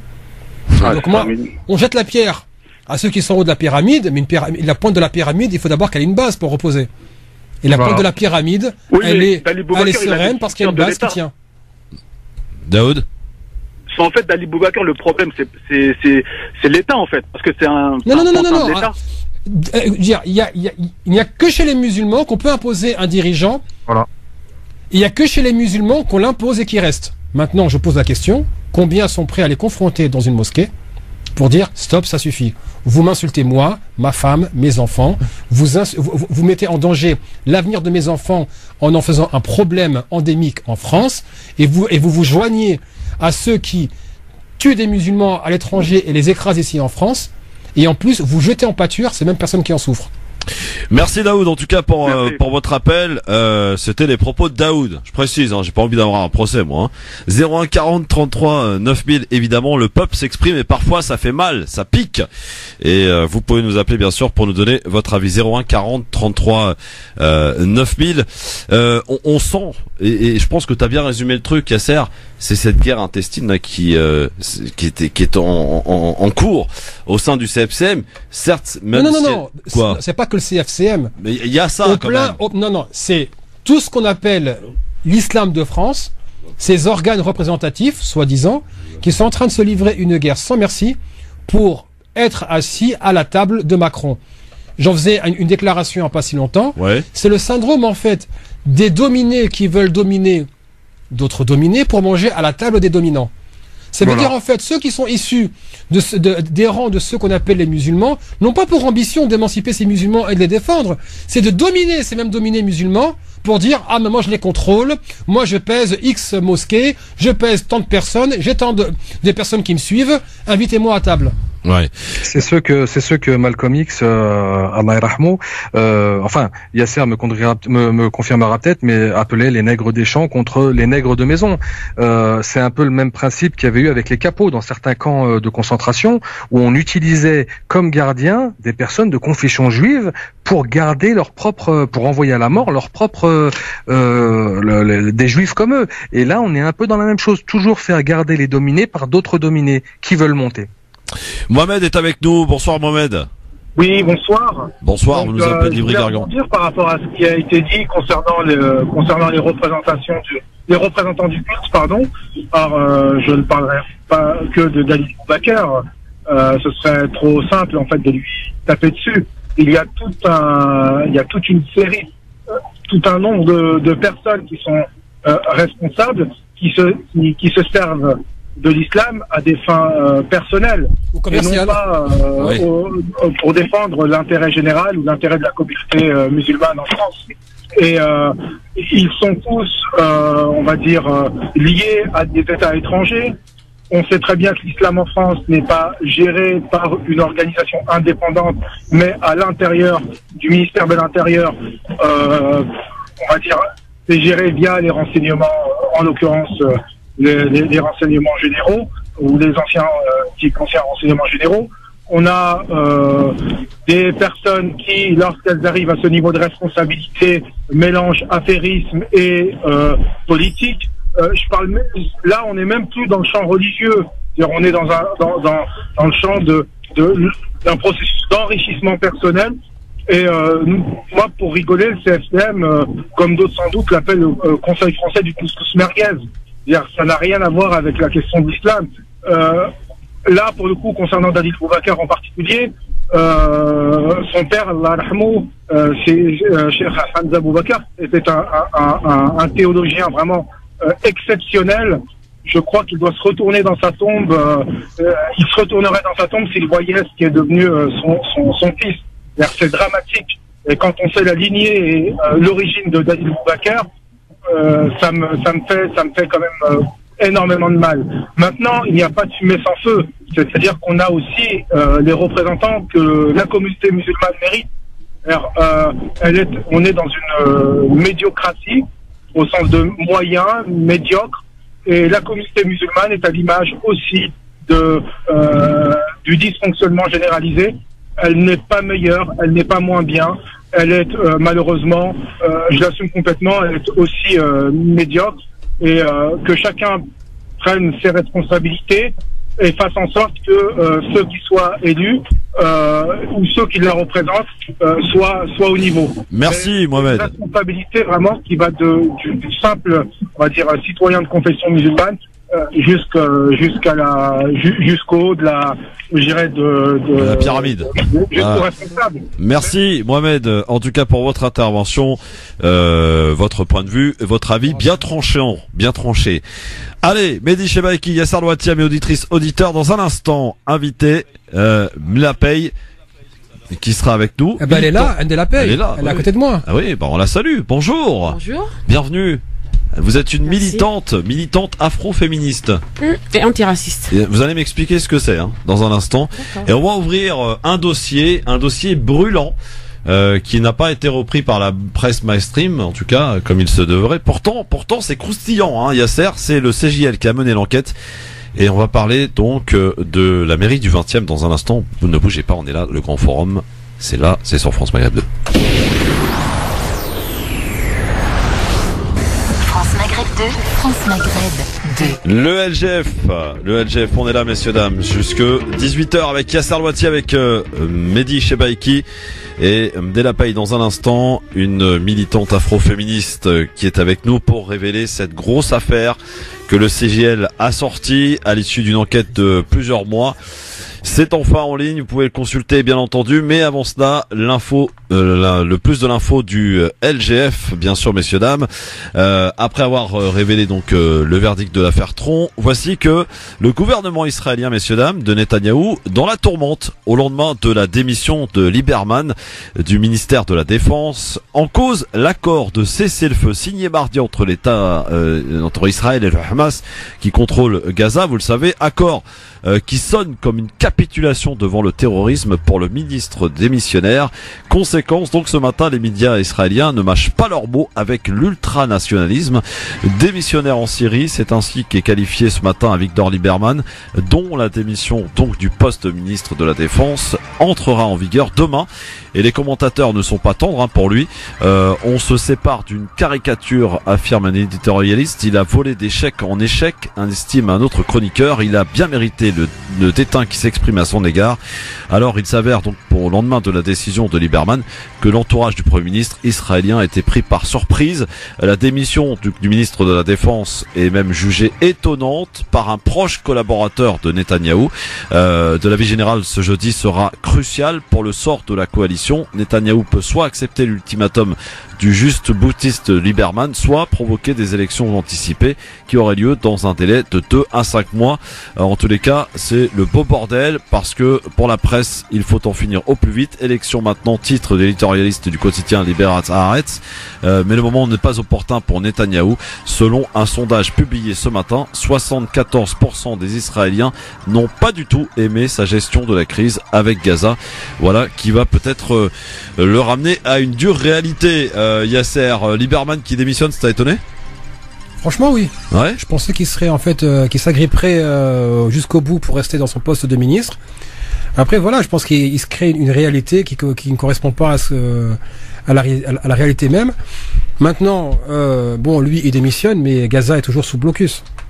D'accord. Netanyahou continuera de bombarder Gaza tous les ans pour gagner quelques points d'opinion. Donc maintenant, là, encore une fois, Gaza crève. On n'en a pas fini. Maintenant que Lieberman est démissionné, bon, qui passe à la trappe, et après. Et après, effectivement. En tout cas, est-ce qu'on peut s'attendre, Mehdi, à des élections anticipées là pour le coup ? Il n'a pas vraiment le choix. Alors, là, non honnêtement, les élections anticipées, je sais pas. Par contre, moi, j'ai un peu une autre lecture de la démission de Lieberman, le physionomiste ministre. C'est que pour moi, il est en train de la jouer sur le long terme, de la jouer perso déjà. Mais bon, on connaît le personnage, et de jouer sur le long terme. C'est quelqu'un qui est très bien vu parmi les extrémistes des colonies israéliennes en Cisjordanie. C'est quelqu'un qui a une grosse assise parmi les gens les plus jusqu'au boutiste de la guerre. Et d'ailleurs, il a démissionné parce qu'il refusait le cessez-le-feu. Oui. Et comme le disait Chevènement à son époque, un ministre, ça ferme sa gueule ou ça démissionne. Et lui, là, il se pose justement en défenseur d'une cause jusqu'au boutiste, le dernier rempart de la sécurité israélienne. Et je pense qu'il va être un peu dans l'ombre pendant quelques temps. Mais pour mieux revenir. Ça va lui servir politiquement. Ça va lui servir politiquement, et je suis sûr qu'il joue cette carte-là à 100%. C'est pour ça que Netanyahou a peut-être intérêt à faire des élections anticipées là pour le coup, pour lui couper l'herbe sous le pied. Avant que ça prenne, voilà. Mais c'est du long terme là. Il est encore jeune, hein, Lieberman. Donc lui, il vise clairement, c'est la tête de l'État israélien, pas autre chose. Il est là pour ça, et il a les dents assez longues pour ça. Allez, on accueille, messieurs, dames, Mdela Paye qui est avec nous. Bonsoir et bienvenue sur France Maghreb 2. Alors, qu'est-ce que ça veut dire afroféministe ? Afroféminisme, c'est en fait un mouvement féministe par et pour les Noirs, les femmes noires, qui refusent de se dissoudre dans le féminisme dit universel, et qu'en réalité un féminisme blanc fait par et pour les femmes blanches. Très bien. Bon, le résumé est parfait. Alors, Yasser, peut-être pour les auditrices et auditeurs qui nous écoutent là et qui sont peut-être pas forcément au courant, qui ne le sont pas, parce que cette information, cette enquête que vous avez menée au sein du CJL, Comité Justice et Liberté pour tous, qui a suscité un travail et une mobilisation pour plusieurs mois de la part de plusieurs personnes qui ont enquêté. D'abord, comment vous avez décidé d'enquêter là-dessus? D'où c'est venu? Vous avez eu l'écho de cette information? Vous avez dit, tiens, on va se pencher là-dessus? Comment ça s'est fait? Non, pas du tout. En fait, c'est voilà, il y a des pratiques journalistiques, voilà, auxquelles j'adhère aussi, qui donc une investigation, on a quelques pistes de travail. La première enquête avait été dirigée en fait sur le sujet du harcèlement sexuel. Donc ça fait 1 an maintenant que le mouvement MeToo a été lancé. Ouais. Bon, avec toute la propagande qui a suivi après, les récupérations, etc. Par contre, il y avait le problème du harcèlement sexuel. J'ai l'impression qu'il a été plus traité d'un point de vue marketing que vraiment traiter le problème de fond en tant que tel. Donc certes, la peur a changé de camp. Certes, les harceleurs notoires ont de quoi s'inquiéter. Certes, des procès sont en cours, et la chute de Weinstein, etc. Mais en ce qui concerne la France, on voit qu'il y a encore une omerta. Donc, on a commencé à enquêter sur un cas de harcèlement sexuel qui concernait un homme qui travaillait dans la mairie du 20e. Oui. Donc, il y a un journaliste d'investigation qui travaille à temps plein au CJL pour mener ces enquêtes. Cette enquête-là a abouti à un premier papier. Et un deuxième a été publié dans la foulée, lorsqu'on est arrivé sur le cas de Madame Vorin, puisse-t-elle reposer en paix. Donc là, lorsqu'on a enquêté sur le cas de Madame Vorin, on s'est rendu compte qu'il y avait une brève publiée par le Parisien, mais sans plus. Mais lorsque le journaliste du CJL a continué à creuser, il voyait bien en fait qu'il y avait un dénominateur commun, qui était le directeur général des services de la mairie du 20e, qui en fait, lui, gérait son personnel par la terreur, le racisme, parce qu'il avait une protection totale de la part de la maire du 20e, Frédéric Allandra. Donc, se sentant au-dessus de tout le monde et ayant développé un sentiment d'impunité, on s'est rendu compte que les personnes qui se plaignaient de ces pratiques n'étaient pas isolées, qu'il y en avait beaucoup, mais l'omerta était telle que très peu voulaient témoigner. Et on s'est rendu compte que Madame Vorin, femme antillaise d'à peu près, je crois, 59 ans, qui aurait pu être ma mère, ou la mère de n'importe qui, vu son âge. Qu'est-ce qu'on sait justement de cette dame et de ce qui s'est passé pour elle? Parce que je préfère laisser la parole à Ndella, parce que bon, elle connaît aussi l'affaire. Nous, tout ce qu'on a fait au CJL, on a fait l'enquête, on a publié le papier. Maintenant, c'est au collectif militant de mener le combat. Et je pense qu'Ndella pourra en parler un peu plus dans les détails. Alors, Sabine Morin, Ndella. Alors, ce que j'en sais, c'est au travers de l'enquête du CJL. Donc, une femme de 59 ans. J'ai reçu aussi des interventions de personnes qui comprennent pas pourquoi, parce que Sabine était apparemment très heureuse dans la bibliothèque. Mais en fait, on saute juste la partie où qu'est-ce qui a fait qu'elle a été transférée dans cette bibliothèque. Donc c'était surtout pour la protéger des violences qu'elle subissait en fait quand elle travaillait à la mairie. Quel genre de violence subissait-elle? Alors, donc on a entendu parler de cette. C'était une employée de la mairie de 20e, on est bien d'accord. Oui, une employée de ménage. Ouais. Donc qui était apparemment, en tout cas aux yeux de cette personne forte. Donc on l'a traitée de grosse noire qui pue, ou on lui a empêché de prendre l'ascenseur parce que ce dernier risquerait quand vous dites qui empêchait? Ce monsieur, le directeur général des services en fait. D'accord. Qui est nommément cité dans l'article. Hein. Oui. Ouais. Alors, donc elle était persécutée, ça a été jusqu'où? Est-ce qu'on a des éléments là-dessus? Bah ça, après c'est les enquêteurs directement. Moi j'ai lu l'enquête, j'ai échangé avec le journaliste qui a fait l'enquête, mais on a aussi la famille, dont la fille de Sabine qui voulait pas trop qu'on se mobilise par rapport à elle. Elle voulait faire leur deuil. Donc du coup, moi je me suis plus concentré maintenant sur les employés en général et cette violence-là. Et il y a eu d'autres échos au sein de d'autres employés qui ne veulent pas s'exprimer, qui veulent pas par crainte peut-être? Bah, ce qu'on veut faire, c'est justement faire lever cette omerta. C'est donner de la force à ces employés pour qu'elles puissent avoir le courage de témoigner, ne pas risquer pour leur travail.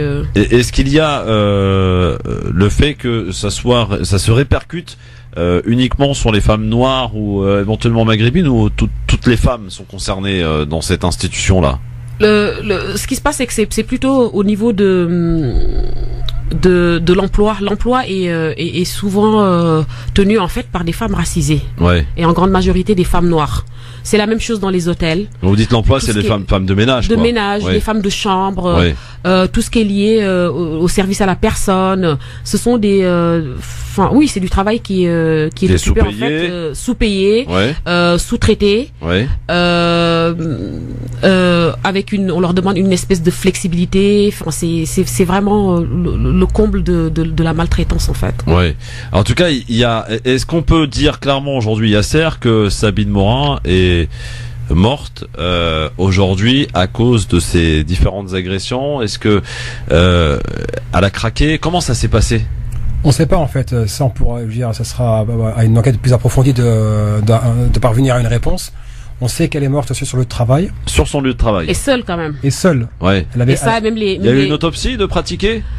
Je ne sais pas s'il y a une autopsie, mais en tout cas, il y a une enquête. Et en tout cas, on sait que la CGT au moins pointe du doigt le fait que ces personnes qui travaillent de façon isolée, même si elle est décédée par exemple d'un AVC, le fait qu'elle était isolée a fait en fait qu'elle n'a pas pu être secourue.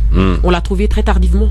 Alors, en quoi cette enquête, Yasser Louati, peut gêner effectivement toutes ces personnes accusées, concernées, parce que il paraît que l'article, il circule là en ce moment. Alors, je veux dire, le CJL en fait travaille sur 3 fronts. Il y a la recherche et l'investigation d'un côté, l'éducation populaire de l'autre, et en bout de chaîne, les actions stratégiques en justice. Donc d'abord, étant donné qu'on a un discours qui vise à une justice sociale et à l'équité entre citoyens, je ne parle pas d'égalité mais d'équité vu nos parcours respectifs. Avant de pouvoir adopter un discours, il faut que le discours soit factuel. Pour qu'il soit factuel, il faut aller rechercher l'information. On ne va pas attendre que tel ou tel journal publie une investigation ou une enquête pour pouvoir mener une action en aval. Donc nous, on cherche l'information en amont, des pratiques journalistiques comme un journalisme d'investigation pur. Les journalistes ont carte blanche, ils mènent leurs travaux et ensuite ils ramènent leurs publications. Pareil pour les chercheurs, qu'ils soient universitaires ou par exemple ou maîtrisards.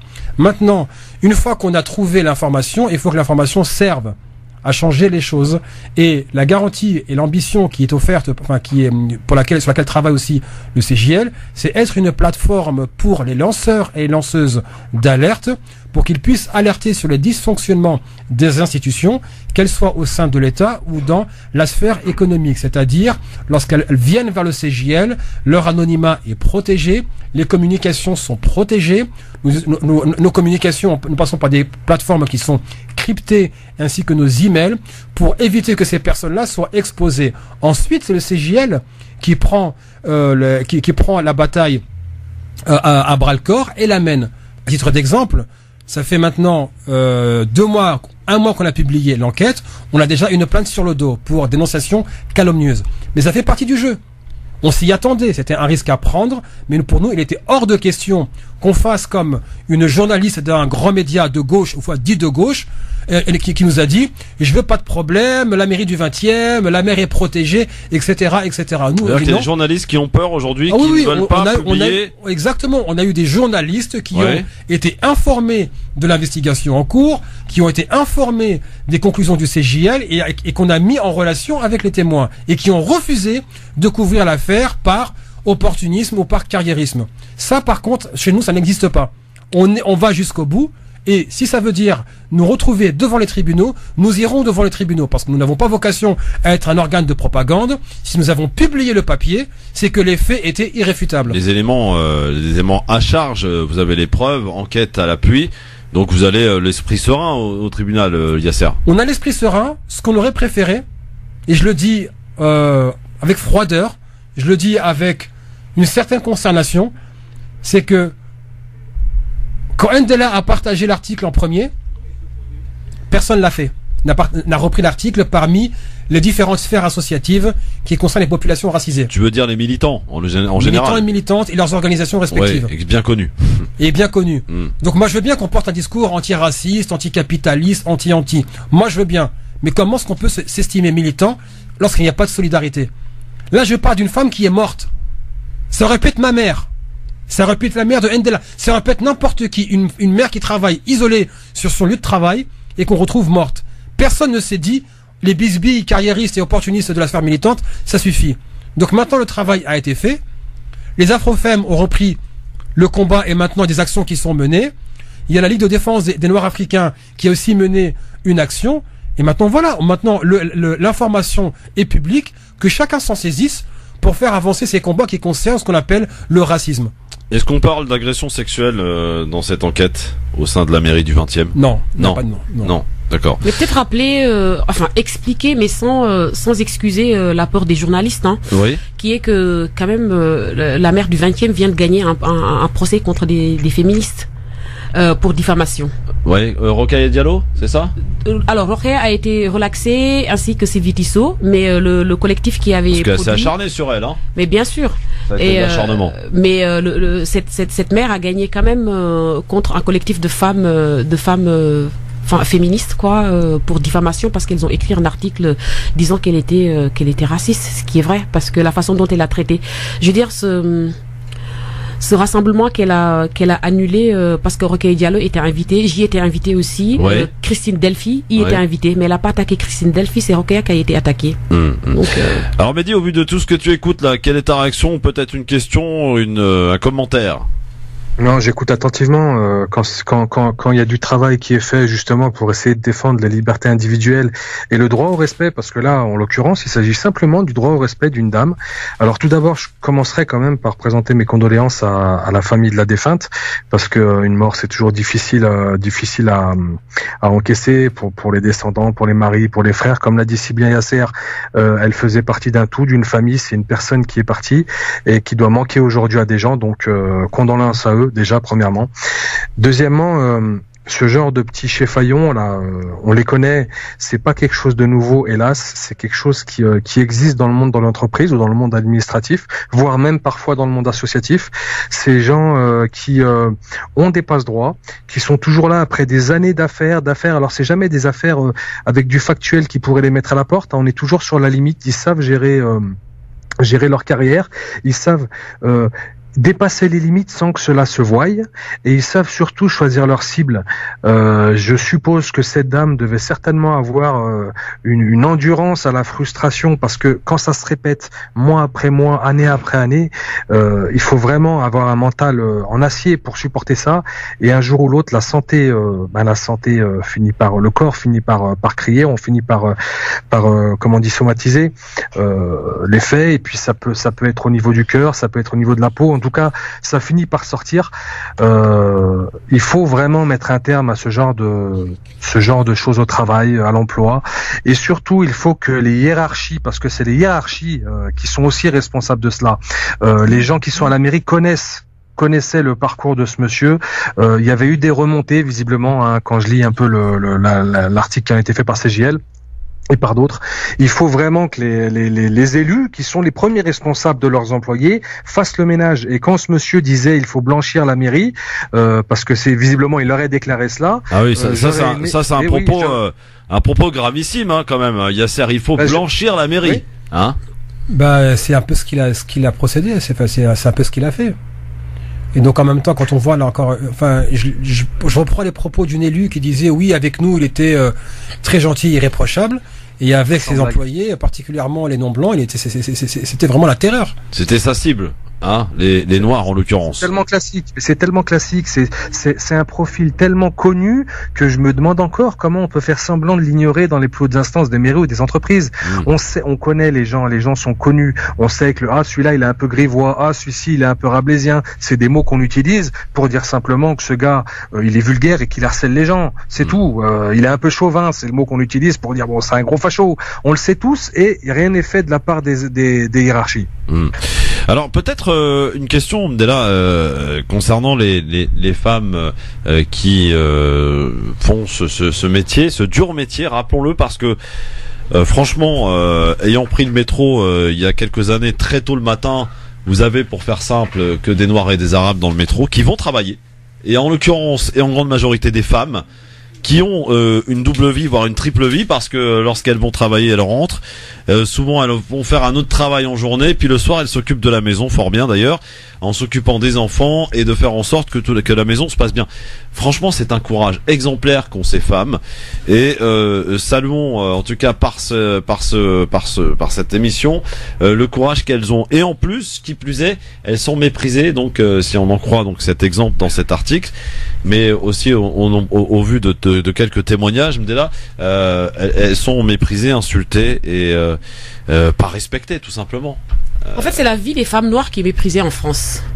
En tant que féministe, pourquoi, surtout quand on est afroféministe, nos souffrances et nos douleurs en fait ne sont pas prises en compte. Nous ne sommes pas touchés. Nous vivons dans une société patriarcale, certes, mais toutes les femmes ne sont pas touchées de la même façon. Une femme blanche n'est pas impactée de la même façon qu'une femme noire ou une femme arabe ou asiatique en France par les discriminations et les violences. Même à l'intérieur du groupe de femmes noires, nous ne sommes pas impactés de la même façon. Moi, j'ai un passeport français, donc européen, je peux voyager beaucoup plus sans demander de visa ni quoi que ce soit.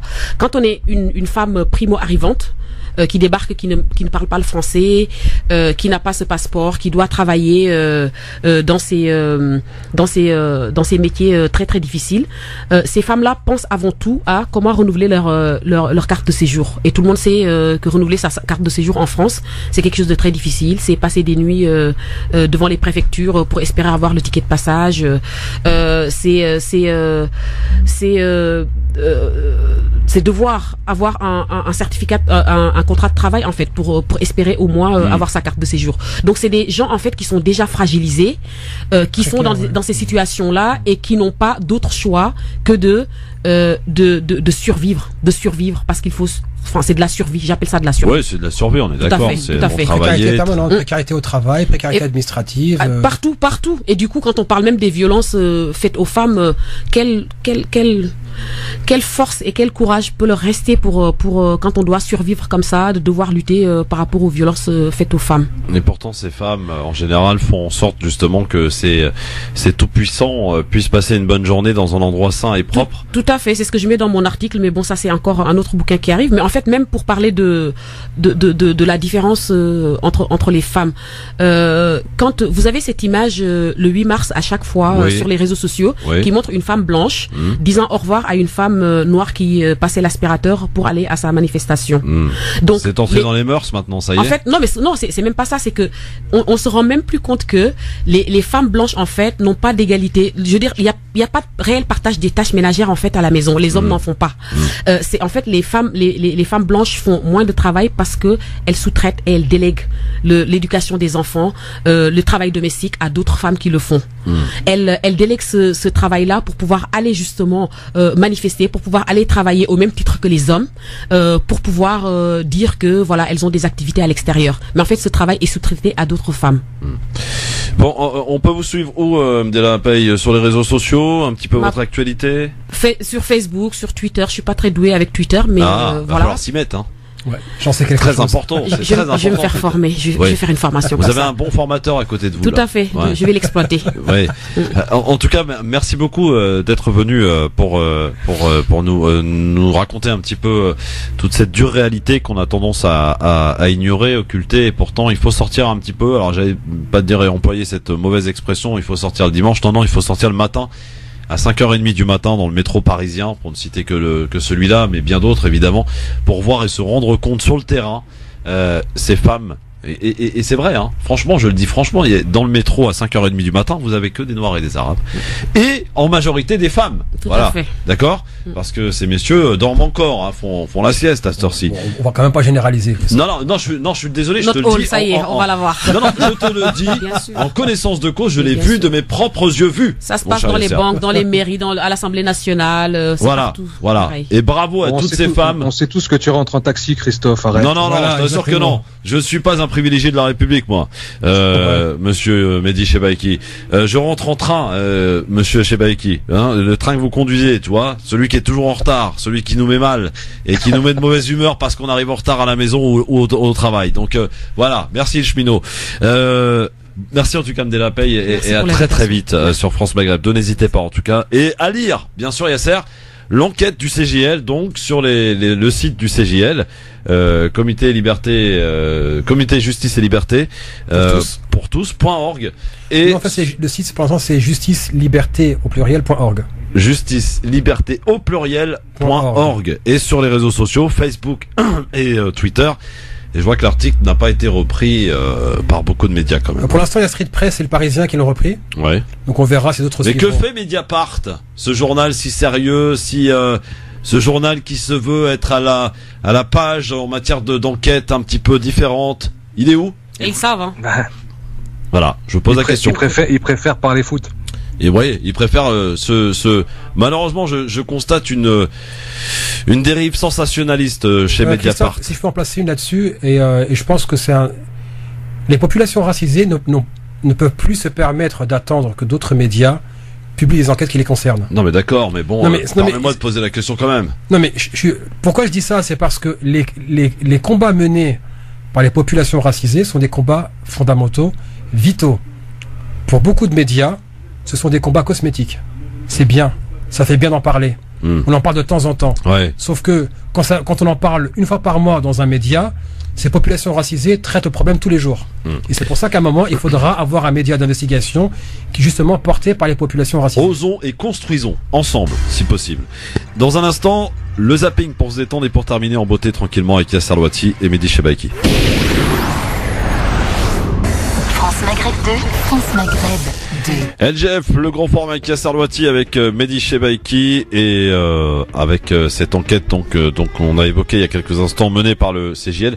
On invitera nous la maire du 20e ainsi que le directeur mis en cause dans cette enquête pour savoir s'ils souhaitent s'exprimer et pour avoir comme ça leur version et que chacun puisse se faire sa propre opinion. C'est un peu aussi le devoir de cette émission.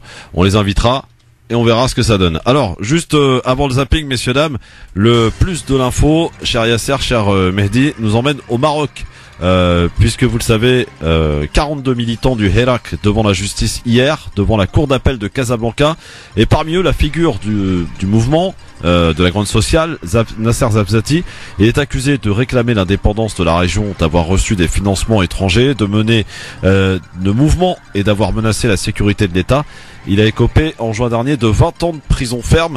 Lundi, un blogueur et journaliste ayant couvert ce large mouvement de protestation fin 2016, mi-2017, a écopé lui de 3 ans de prison. Et puis le Maroc qui inaugure, sachez-le, sa première ligne de train à grande vitesse, 1h20 de trajet entre Tanger et Rabat, 2h30 jusqu'à Casablanca. Le roi Mohamed VI et le président français Emmanuel Macron sont présents pour l'occasion. Un investissement de plus de 2 milliards d'euros pour cette ligne à grande vitesse donc au Maroc. Le président français, vous l'avez compris, il est au Maroc. Voilà pour la petite info, le zapping. Si on prend 100 millions d'Africains d'un remplacement de population. Bon, voilà. Parce que les mots bamboula, d'accord, ça Mais non, moi, très franchement, je vois un barbu Angela Barr. La réimmigration, c'est le départ des immigrés. Réellement le déradicaliser, est-ce que c'est possible? Donner une bonne dose de cheval.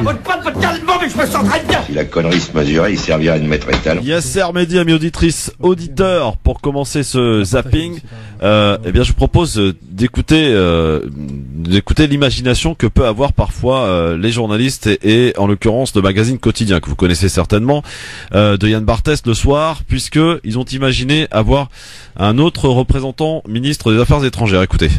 Imaginez si Gilbert Collard était le chef de la diplomatie. Les tweets de Trump, chacun peut dire ce qu'il ferait à la place. Moi, j'aurais répondu, hein. Ta gueule. Diplomatie. Bon, des diplomaties à la Collard, ça donne envie ou pas, les gars? Non, pas franchement. Ouais, c'est comme les chasseurs des inconnus, quoi. Dans un bar, au Pinard, quoi. Ouais, c'est ça. Hein, Mehdi, c'est un peu du côté de Lyon, là. On connaît bien ce type de personnage, non? C'est très bas ça. Non, mais bon, il y a un juste milieu. On peut éviter de faire des réponses alambiquées et mielleuses comme l'a fait Macron, sans tomber dans l'insulte et la vulgarité comme le ferait Trump. Bon, alors autre chose dans le zapping. Édouard Philippe, invité d'RTL hier soir, il n'y a pas que des mesures qu'il est venu annoncer chez nos confrères d'RTL. Non, il a même un mot nouveau dans le vocabulaire politique. Écoutez. celui qui se dit bah tiens, je vais bloquer ici et ça va être formidable, ça va mettre le bololo partout. Le bololo, c'est le mot utilisé ce matin par Édouard Philippe pour mettre en garde les gilets jaunes. La langue du Premier ministre n'a pas fourché et rien à voir avec un plat de pâtes. Car bololo existe, c'est un terme d'argot utilisé par les militaires en opération en Afrique pour désigner une situation désordonnée. Le bololo, les gars. Voilà, on a appris un mot avec Édouard Philippe. De circonstance ou pas ce mot employé hier chez nos confrères d'RTL? Ne faisons pas plus de 7 secondes sur ce sujet, s'il te plaît, Christophe. Très bien. Yasser également. Ouais, d'accord. Alors autre chose, quand un journaliste essaye d'interroger des politiques au sortir du Conseil des ministres hier, voici ce que ça donne. Madame Belloubet, est-ce que le président a eu des propos raffinés ce matin? Monsieur Castaner, est-ce que vous avez fait le plein pour ce week-end? Monsieur Philippe, quelle était l'essence du Conseil des ministres de ce matin? Vous l'avez compris, ça donne rien. C'est vraiment très emmerdant en fait d'être un journaliste qui doit interroger les ministres au sortir du Conseil des ministres. Et pour finir ce zapping avec cette triste nouvelle, sachez qu'à partir d'aujourd'hui, messieurs dames, en ce 15 novembre, l'État français n'a plus d'argent. Demain, 15 novembre, l'État n'a plus d'argent. Terminé, fini. L'État est obligé de s'endetter pour fonctionner, s'endetter pour payer les fonctionnaires. 80 milliards d'euros manquent dans les caisses. L'État n'a plus d'argent. Il reste 47 jours dans lesquels on est aux mains des banques, des créanciers. Bravo. Voilà, ça fait flipper quand même. 80 milliards, c'est exactement la somme c'est exactement le total de l'évasion fiscale par an en France. Ah oui. Et si on tape un petit peu sur les riches, et si on surveille un petit peu les riches, leur patrimoine, leurs dettes privées, les comptes offshore, qu'on remette en question les cadeaux et les coupes budgétaires, etc., etc. Mais en tout cas, ça fait flipper. Alors c'est pour ça que Macron est obligé de taxer les Français. Non, c'est pour faire porter la culpabilité aux contribuables pour dire voilà, vous profitez de services, il faut les payer. Non, l'argent, on sait très bien où est-ce qu'il est. Bon, Mehdi. Non, et puis en plus, juste une chose, alors rapidement là-dessus, là c'est vraiment typiquement de l'annonce qui économiquement ne repose sur rien, parce que on ne gère pas un État comme on gère une entreprise, on ne gère pas un État comme on gère une famille. Ah bah si, que ce monsieur... Ah non, absolument pas. Non, Startup Nation, la Startup Nation, Mehdi. Ah oui, pardon, pour moi, j'avais oublié, Yasser. Suis-je bête? Non, on gère pas un État de la même manière. Faut que ce monsieur nous rappelle, dans l'histoire de France, je dis bien l'histoire globale de la France, combien d'années la France a été à l'équilibre ou en excédent budgétaire. Et là, je remonte jusqu'à Clovis. Combien d'années? Un État est, en règle générale, 95% de son temps en déficit budgétaire. C'est hélas une constante dans l'histoire économique du monde, pas de la France, du monde.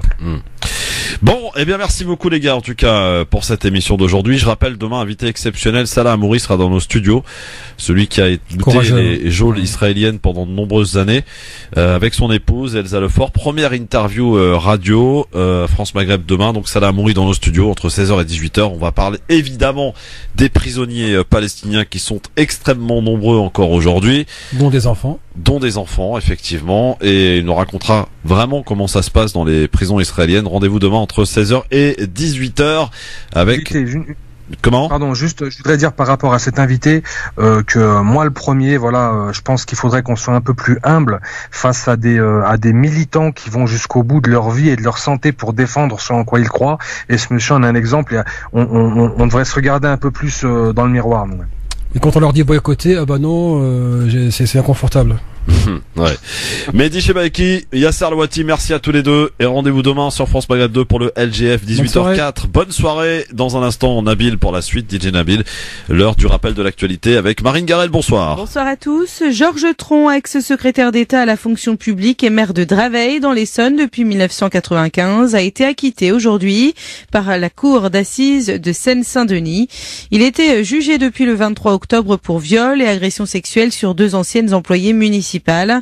Hier, l'avocat général avait requis 6 ans de prison ferme contre Georges Tron, meneur, selon lui, des scènes dénoncées.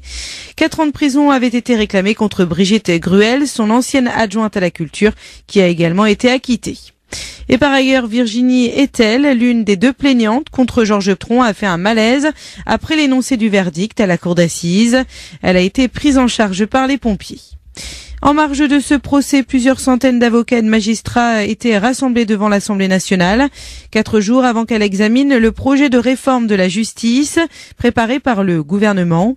Ils protestent contre ce texte purement gestionnaire et exigent une justice humaine et accessible. Le projet de loi sur la justice contre lequel manifestent les avocats et les magistrats prévoit notamment la dématérialisation de certains actes de procédure, la fusion des tribunaux d'instance et de grande instance ou encore la création de 7000 places de prison. Une proposition de loi contre les violences dites éducatives, dont la fessée, sera examinée en commission des lois de l'Assemblée nationale mercredi prochain, puis dans l'hémicycle le 29 novembre. Les titulaires de l'autorité parentale ne peuvent user de moyens d'humiliation tels que la violence physique et verbale, les punitions ou châtiments corporels, les souffrances morales, dit le texte qui ne prévoit pas de sanctions pénales. Sport et 2 changements au sein du 15 de France qui affrontera l'Argentine samedi soir à Lille. Le sélectionneur de l'équipe de France de rugby, Jacques Brunel, titularise Gaël Fricou au centre. Et puis après un an d'absence chez les Bleus, Yohan Huget a été retenu dans le groupe. France Maghreb 2, service, info, musique, divertissement. France Maghreb 2.